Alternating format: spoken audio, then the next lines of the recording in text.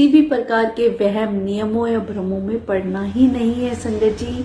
आप सबसे मैं हाथ जोड़ के विनती करती हूँ, गुरु जी की सच्ची और अच्छी बातें संगत तक पहुंचाएं।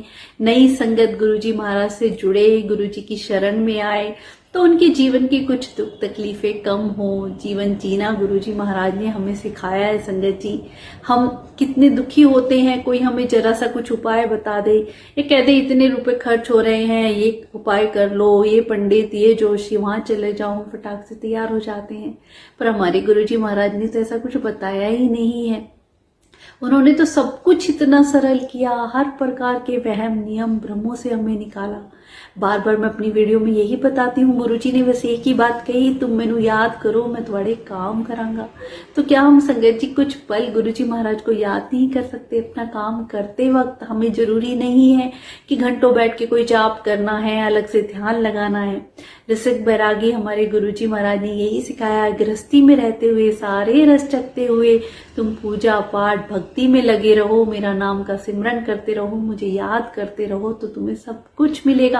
जरूरी नहीं है कि पहाड़ों पे बैठ के हमें तपस्या करनी है या हमें घंटों बैठ के जाप करना है, अपने काम छोड़ने हैं, बिल्कुल भी नहीं संगत जी। चलते फिरते, उठते बैठते, हर वक्त अपने प्रभु को याद करना है। ज्यादा से ज्यादा संगत गुरुजी महाराज से जुड़े संगत जी।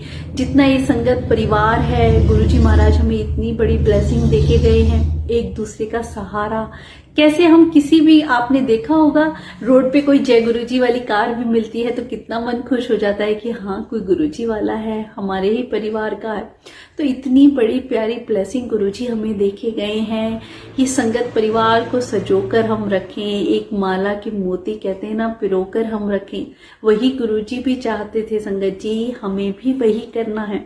इतने प्यारे परिवार को हमें आगे बढ़ाना है, ज्यादा से ज्यादा संगत तक गुरुजी की अच्छी और सच्ची बातें, गुरुजी के ऐसे सत्संग जिससे हमारा जीवन बदल जाए। हमें बहुत कुछ सीखने को मिलता है। गुरुजी ने ज्यादा कुछ कहा संगत जी, यही तो कहा, गुरुवाणी समझ नहीं आती है तो भी सुने, गुरुवाणी से हमारे कर्म करते हैं संगत जी। ब्लेस्ड रागियों द्वारा गाई गई, भगवान के द्वारा गाई गई जपजी साहिब पाठ जो गुरु नानक जी द्वारा रचित है, जब इन सब चीजों का पाठ हम अपने घर में चलाते हैं या सुनते भी हैं तो हमारे कर्म करते हैं, हमारी जितनी भी नेगेटिविटी है धीरे धीरे सब खत्म हो जाती है।